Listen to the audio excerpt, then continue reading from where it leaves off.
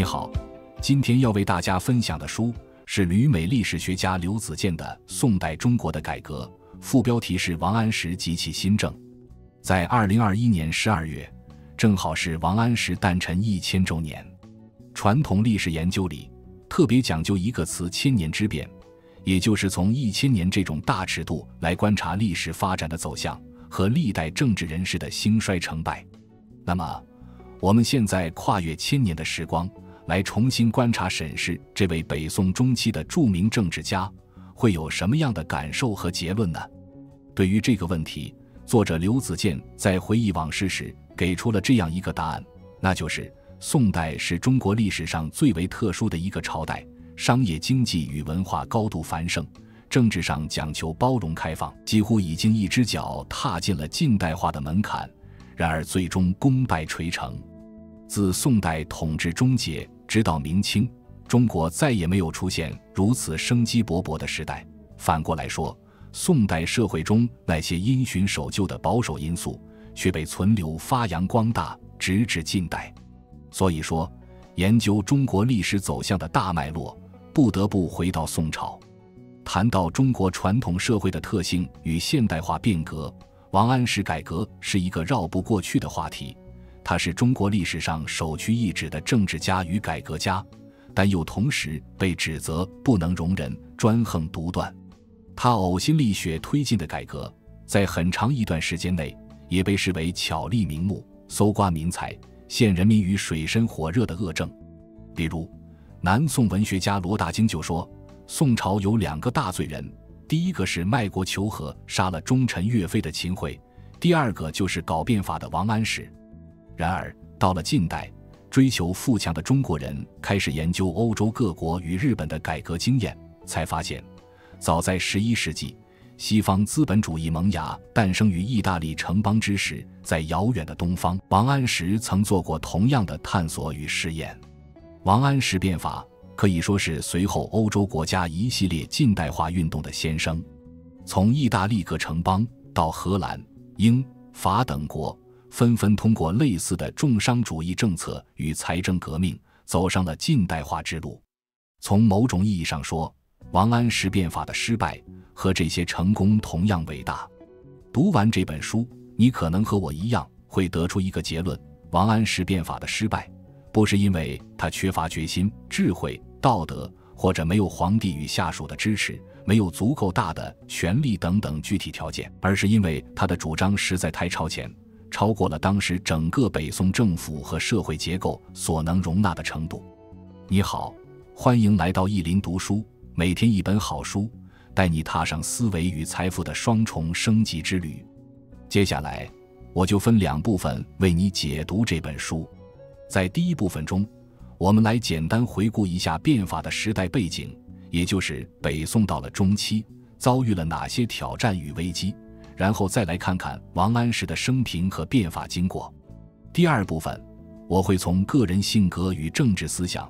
北宋官僚队伍的内在特征，以及中国当时农业社会运转的底层逻辑3个维度，为你剖析王安石变法为什么没能成功。第一部分，让我们把时钟拨回到整整1000年前的11世纪中叶，也就是北宋王朝的中期。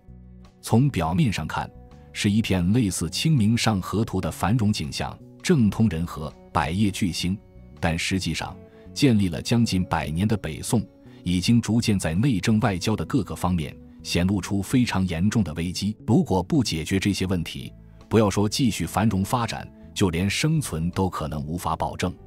首先，第一个最紧迫的危机就是军事方面。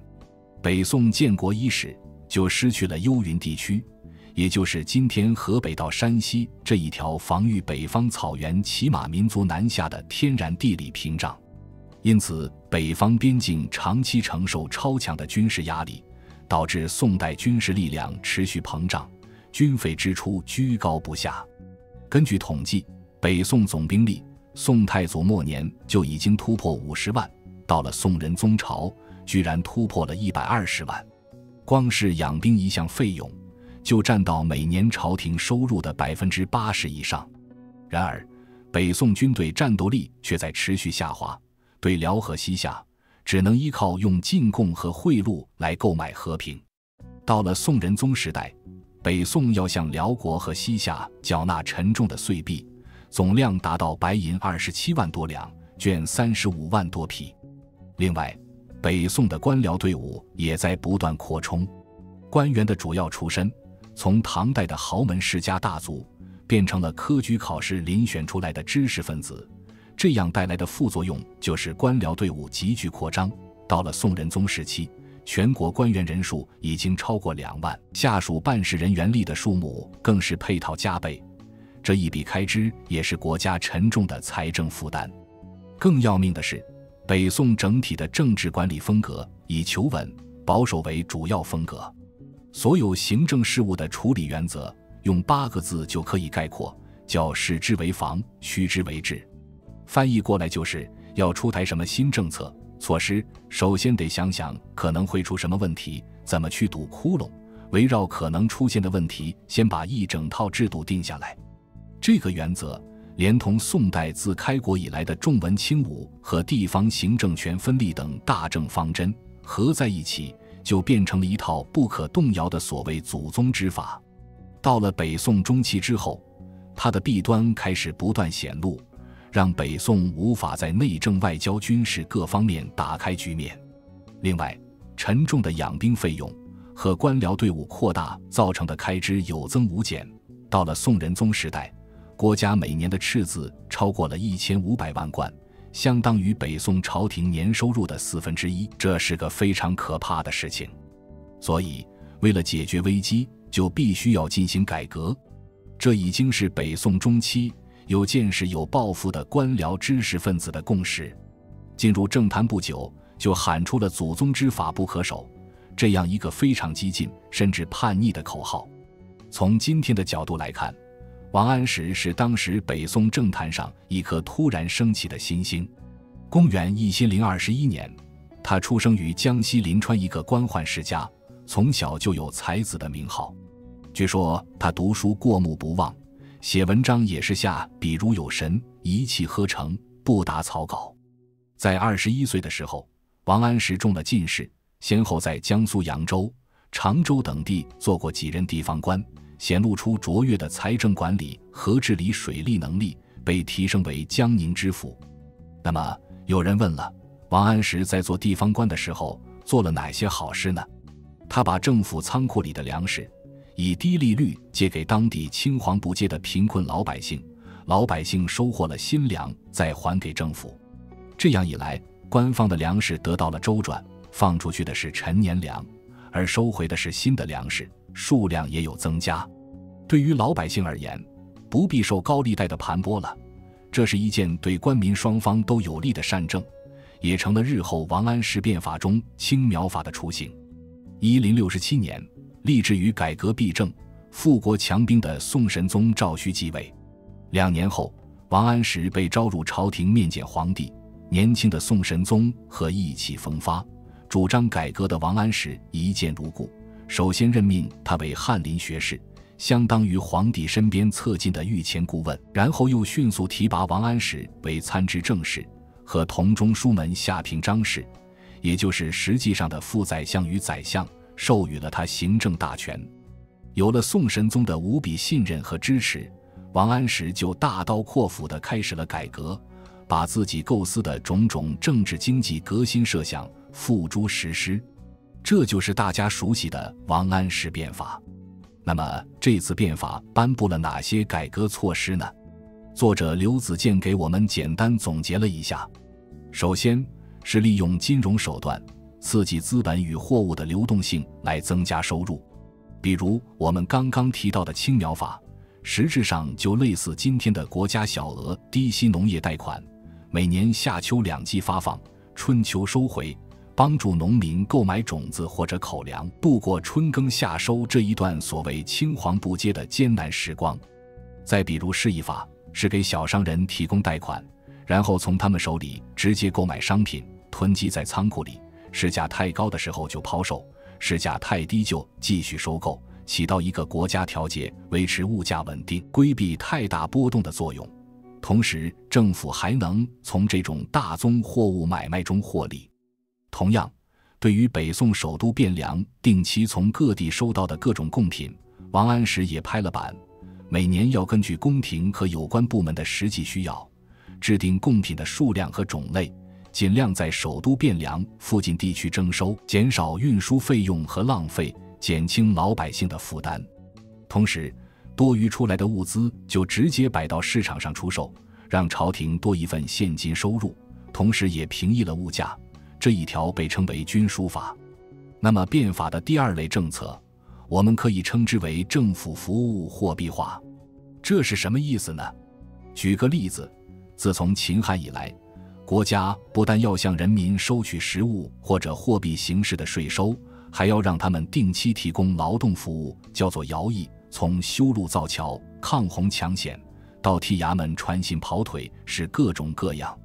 结果王安石一上台就认为，这项负担对于贫困老百姓来说又麻烦又沉重，在春耕秋收这种关键时刻，又或者说家里有人病了走不开，这个时候你再强迫他去劳动，非常不人道。所以王安石提出的解决方案就是把这种拉壮丁改为征收现金，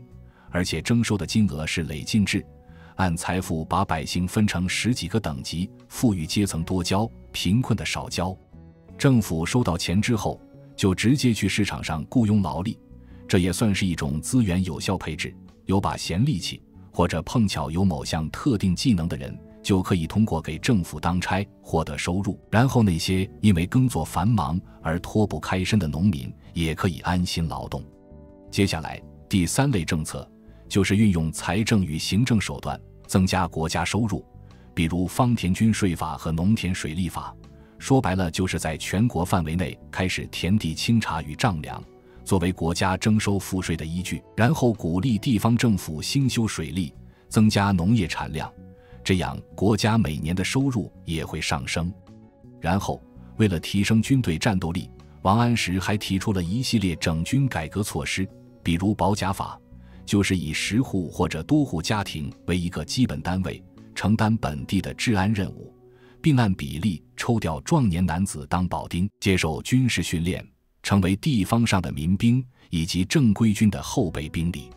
从王安石的新法宣布实施起，王安石就遭到了守旧派大臣铺天盖地的反对。为了扳倒王安石，他们拿出了各种理由，从具体操作上的困难到王安石个人的品德，甚至抬出了祖宗之法不可变这块金字招牌。然而王安石不为所动，以其超人的意志力推动改革在全国各个地区展开。王安石主政期间颁布的许多变法新政，在短期内确实效果显著。比如军书法实行之后，王安石推荐了一名得力官员叫薛相来担任东南地区负责财政的地方官。结果没过几年，薛相就通过贯彻执行军书法，给朝廷贡献了钱500万贯，粮食300万担，这样一笔巨大的财政结余收入。另外，在王安石的支持下，名将王绍阶连在北宋的西北边境打败西夏和吐蕃军队，收复了部分河湟地区，也就是今天的青海东北部。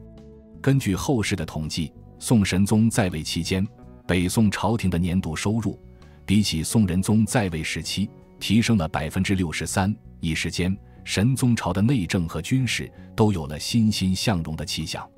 然而从熙宁6年到熙宁7年，也就是1073年到1074年，整个北宋国境之内先是遭遇了一场蝗灾，然后是严重的大旱，导致粮食严重减产。守旧派大臣们纷纷上书，说这是上天在发出警告，王安石的变法必须停止。于是宋神宗的信心也开始有所动摇。稍后又有一个小官员叫郑霞，给宋神宗呈上了一张流民图。流民图是一张图画，郑霞依据自己的亲眼所见和各地官员的报告，把旱灾导致的各路难民流离失所、背井离乡的惨状画了下来。标榜自己爱民如子的宋神宗面对这种景象再也坐不住了，宣布暂停保甲法与方田均税法的实行。王安石此时也已身心俱疲，多次请求辞职，最后终于获准回到江宁做知府。虽然在次年也就是1075年，王安石又被官复原职，回到了朝廷中书。但仅仅1年之后，新旧党争日渐激烈，新法的各项措施推进迟缓，再加上王安石心爱的儿子王滂英年早逝，他终于经受不住这些纷沓而来的打击，再次请辞，回到了南京，在山水游览与吟诗作文之间，度过了自己生命中最后的10年。不过，在王安石身后，由变法引发的北宋朝廷政治斗争却在愈演愈烈，直到北宋灭亡也未停止。第2部分，在上一部分，我们简要地讲述了王安石变法发生的大背景，以及王安石简要的生平和他的主要改革措施。那么在这一部分，我们就从个人思想和性格、北宋官僚群体的认知和整个帝国社会架构3个维度来探讨一下，为什么王安石变法最终会遭遇失败。首先，我们来看看王安石这个人。无论是北宋当时还是后世，在王安石的支持者心中，他都是一个意志坚定、才华横溢、大公无私，而且清廉的政治家，近乎一个完人。早年间，王安石曾经写过一首诗，其中有2句：不为浮云遮望眼，知源身在最高层，深刻揭示了他的性格特征，就是坚信自己的主张正确，道德高洁，所以他可以恃才傲物，不怕舆论非议。反过来，即使是王安石的政敌，例如司马光、吕惠这些人，他们也不得不承认，从私人道德层面看，王安石简直一点把柄都没有。归根结底，王安石被政敌所不容，首先是因为他的执政理念。作者刘子健在书里说了，儒学到了北宋大大兴盛，然而后果就是儒家知识分子不可避免地因为对儒学思想的理解不同，分裂为几个学派。王安石这一支被后人称为新学，特征是比较讲究经世致用，解决宋代政治社会生活中的实际问题。然而另外2派叫朔学和洛学，分别以黄河以北地区和洛阳为根据地。王安石的主要反对者司马光就是朔学的领军人物。另外还有一支位于四川的蜀学，领军人物是我们熟悉的文学名家三苏，也就是苏洵和他的2个儿子苏轼和苏辙。朔学和洛学这2派注重的是道德上的自我要求，比较保守，而蜀学虽然也保守，但比较温和，在很多具体问题上也赞同新学。看到这里，大家可能就对王安石和他的反对者，比如司马光，为什么会产生矛盾，有了一个初步的概念。由于这些不同学派的士大夫知识分子是当时北宋文官的主体，那么学派之间的学术之争也就顺理成章变成了朝廷上的政治路线斗争。具体到政治制度上，新学主张与时俱进，对不合适的制度和管理做出改进，而保守派就会坚持制度上的问题可以通过士大夫官僚自己进行内省，改进道德修养来解决。刚才我们说过，王安石变法各种措施的核心是要通过改革富国强兵。那么改革的主要指导思想呢，可以用他自己的一句话来概括，就是因天下之利以生天下之财，取天下之财攻天下之费。这是什么意思呢？就是靠着天下人的力量来扩大生产，生产出更多的财富，尽量把蛋糕做大，然后收天下之财供天下之费。说白了，就是在经济总量扩大、流动性增加的基础上，政府不用扩大税率，增加人民的负担，但整体收入也会上升，政府面临的财政困难也就迎刃而解。反过来，司马光等守旧派人士的意见也很鲜明，就是遵守旧制度，能不折腾就不折腾。在他们看来，天下的财富是个基本恒定的量，政府越节俭，攫取的越少，民众留存的就越多，老百姓的日子就越好过。至于王安石津津乐道的理财，司马光等守旧派出于儒家传统的道德洁癖，就认为无非就是一些从老百姓身上薅羊毛的把戏而已，有道德操守的好人，也就是所谓的君子，是不会干这种事情的。简言之，在经济增长以及政府与人民间财富的分配关系上，王安石是一种正和博弈的动态思维，也就是说，只要手段策略得当，政府和人民的收入可以同时增长，此涨不会导致彼消。而司马光取的则是一种零和博弈的静态思维，认为一方的增收必然导致另一方的受损。当然，前者已是现代经济学的基本常识。除此之外，王安石这个人性格也有问题。他的性格非常刚烈，眼里揉不得沙子，做任何事情必须要做到极致。在他看来，所有人只分为两种，要么是坚决和自己站在一起的盟友、下属，要么就是敌人，不存在一个灰色的中间地带。所以说，研究王安石变法这一段历史，你就会发现，王安石身边的战友越来越少，敌人却越来越多。比如，和王安石一起筹划变法的名臣苏辙、程颢，在变法开始实施后不久，就和王安石分道扬镳。王安石有个老朋友孙觉，就因为批评青苗法，直接被王安石贬去做地方官。王安石担任宰相后的左膀右臂曾布和吕惠卿，也先后因为不满变法中某些新政措施和权力分配，和王安石决裂。不能不说，王安石这种决绝、一往无前的精神，再加上他大公无私的秉性，以及对改革的无比热忱，是他打动宋神宗的主要原因。然而，对于宋神宗这个自己唯一的靠山和权力的来源，王安石的态度也并不客气。变法开始后，每次遇到比较大的阻力和反对声音，王安石的习惯性反应就是撂挑子，上一道奏折，请求辞职。从今天的角度看，我们可以善意地理解为，这是王安石身上的书生意气，但同时，这也未尝不是王安石胁迫皇帝，要求他无保留支持自己的策略。宋神宗为了挽留这位自己器重的大臣、精神导师，曾一度到了不顾帝王威仪、低三下四的程度。比如，熙宁5年5月，为了挽留帝很次要辞职的王安石，宋神宗不得不对他说：“朕在你没有进入翰林院的时候，真的是愚顽无知，遇到你之后，才对道德的精义有所了解，心智才有所开悟。所以你对于朕来说是恩师，你万万不能辞职。”然而，这种事情无疑又给反对派留下了攻击的借口，说王安石的作为是在扑皇帝，所谓挟天子与天下为敌。到了最后，宋神宗自然也失去了对王安石的信心与耐心。所以说，变法的失败和王安石个人性格的缺陷是密不可分的。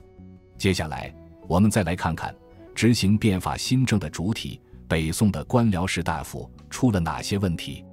作者认为，王安石政治理想的核心，用一句话概括，就是以一个专业性上训练有素，在行政上控制良好的官僚体系，作为实现儒家理想社会的手段。确实，现在我们总说一句话，因人成事，找到合适的人是达成目标的首要因素。那么，是不是王安石的变法失败可以归咎于用人不力呢？对于这个问题，刘子健认为，变法的失败确实是由于整个北宋官僚队伍的堕落与失效。他把当时的官僚划分为了3类，第一类叫理想型，特点是又有才干，道德水准高，还顾全大局，不把私人恩怨带到政治中，代表人物就是王安石本人，还有司马光等。第二类叫仕进型，也就是以升官、获得提拔为主要目的，无论是支持变法还是反对变法，都以能否获得升迁为考量。最后一类比较不堪，叫渎职型，中饱私囊，以权谋私是他们做官的唯一目的。于是刘子健得出的结论是，变法刚开始，由于来自守旧派的阻力大，而且事事都要从0到1，完成艰难的开创积累，所以依靠的主力只有少量理念型和仕进型官员。不过到了宋神宗之子宋哲宗亲政之后，王安石当年的新法又被恢复。这个时候，所谓的新党里就混进了大量见风使舵的仕进型和渎职型官员，比如充满争议的蔡确和著名的奸臣蔡京这种人。讲深刻一点，这就是一种人事上的劣币驱逐良币现象。随着昔日的同道、元老名臣和王安石不断反目，王安石不得不更多的提拔和依靠那些资历浅薄、德行可疑但出于投机而拥护新法的新官僚。这些人起了什么坏作用呢？首先是挟私报复，他们对旧党发起了残酷的迫害，让北宋朝廷官员中的党争延续升级。另外，他们把新法一些内在的对老百姓减负、发展生产有利的积极的内容都去掉了，只留下度量田地和牧役法等等能直接带来收入的部分。所谓的新法彻底变成了一套如何搜刮聚敛民间财富的技术手段。这也导致了在此后很长一段时间，王安石在历史上的评价不高。变法引起的政治斗争之所以残酷而持久，严重干扰了新政的推行，还有一个原因，是因为自宋代开始，官僚士大夫都染上了一个毛病。著名历史学家黄仁宇说，中国是个政治上超级早熟的大一统国家，疆域纵横南北，气候、民风、物产、地理、社会习俗千差万别，所以这种皇帝自上而下的治理需要各级官吏统一共识、协调行动，才能克服疆域广大和通讯、管理技术不发达的限制，维持帝国的运转。那么这个共识是什么呢？就是儒家道德观，也就是宋代这些士大夫知识分子终其一生都在遵守维护的一套意识形态。但是问题在于，在今天看来，过分强调抽象道德原则会造成什么问题呢？首先就是忽视具体技术与细节问题，把一切问题和分歧都上升到道德层面，这就非常容易引发官僚队伍的分裂与对立，而且会出现一种极端的局面，双方都认为君子小人势不两立，所以绝无妥协的可能。更糟糕的是，双方都感觉用尽一切手段来打击所谓小人是很正常的事情，所以原本相对清明平和的北宋士大夫政治突然出现了非常残酷的一面。新党上台就不分青红皂白，把对立的旧党统统免职，而旧党卷土重来的时候也不由分说，把新党统统赶走，实行的新法无论有效无效一律废除。这样一来，政治斗争自然就不断升级，双方开始彼此栽赃诬陷，政治斗争的底线一再被突破。比如反对变法的苏轼，就在元丰2年，也就是1079年，遭遇了一起针对自己的文字狱，叫乌台诗案。这一年，王安石这一边的新党成员李定等人为了打击苏轼，就说他在湖州当地方官的时候写了一组诗，诗文中有诽谤神宗皇帝、讥讽新政的内容，直接导致苏轼被下狱，在大牢里关了4个月。李定等人甚至还试图给苏轼定死罪，幸亏王安石和新党领袖里相对正直的张敦出面上奏宋神宗，请求豁免，苏轼这才免于一死。当然了，苏轼这边也不是完全无可指责，他之所以得罪了李定，就是因为之前李定母亲去世之后，李定因为忙于推行新政，没有回家守孝，被苏轼抓住了把柄，不依不饶，要把李定弹劾到丢官。那么有人要问，如果王安石改掉自己身上的坏毛病，然后当时的士大夫官僚能够和衷共济，把变法作为最高任务来推进，那么王安石的新法是不是有可能最终成功呢？很遗憾，大概也不能。这是因为变法说白了就是一场体制改革，这场改革已经严重威胁到了北宋乃至中国传统农业国家赖以生存的底层架构。首先，王安石在政治舞台上的横空出世，打破了北宋朝廷原本的制度设计。著名历史学家余英时曾经指出，王安石在任上为了推进变法，打着非常时期做非常之事的旗号，在宋神宗支持下大肆扩张宰相权力。王安石先是成立了一个由他本人完全控制的特殊机构，制止3-4条吏司，以临时机构架空朝廷常设部门，直接夺权，然后还干涉监察机构、御史台的人员配置，把属于自己这一派的新党官僚纷纷安插进去。虽然王安石本人恭忠体国、治吕忠纯，并没有使用这些权力来满足私欲，但却开启了宋代所谓权相当道的恶劣传统。在王安石之后，一些道德品质非常恶劣的大臣，比如蔡京、秦桧、贾似道这种人，就纷纷模仿王安石的先例，在宰相的位置上一手遮天，最终让宋朝的政治统治陷入了一个黑暗腐败的境地。王安石的新政不仅严重影响了北宋政治体制，更与当时中国农业社会的底层架构完全不兼容。为什么这样说呢？让我们用刚才介绍过的青苗法作为案例拆解一下。从理论上看，青苗法的本意是非常好的，但是在实际操作中却变成了一项恶政。这是因为西宁变法发生在11世纪中期，纵观整个世界，现代银行金融业务也不过是在意大利城邦如威尼斯等地刚刚诞生，还处于一个萌芽状态。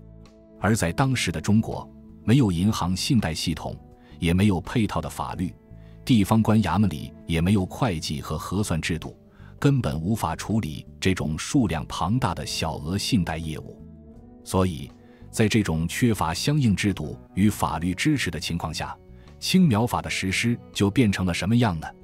就是地方官完全不统计农民的具体需求，因为也统计不过来，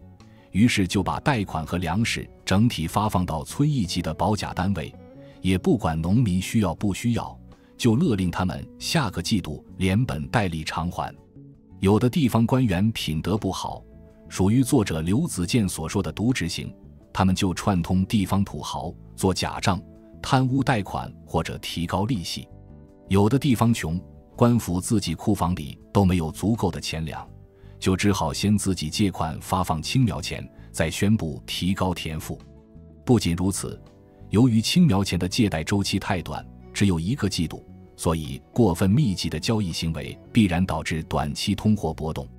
说白了就是，农民借到钱后，一窝蜂去购买农具种子，必然导致农具种子价格急剧上升，而到了还贷期，农民又一窝蜂抛售刚刚收获的粮食，换来现金还贷，必然导致粮价暴跌。这一来一去之间，青苗钱作为低息贷款所带来的实惠，不仅当然无存，还让农民蒙受了更多的损失。当然，以王安石为代表的北宋士大夫官僚肯定不具备这样的现代经济与金融常识，所以他们只能从抽象的儒家道德原则出发进行解释。也就是说，王安石就认为搞成这个样子，肯定是反对自己的司马光旧党在从中作梗，唆使地方官故意把事情办糟。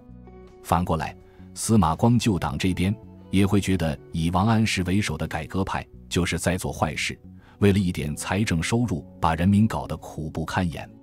结语：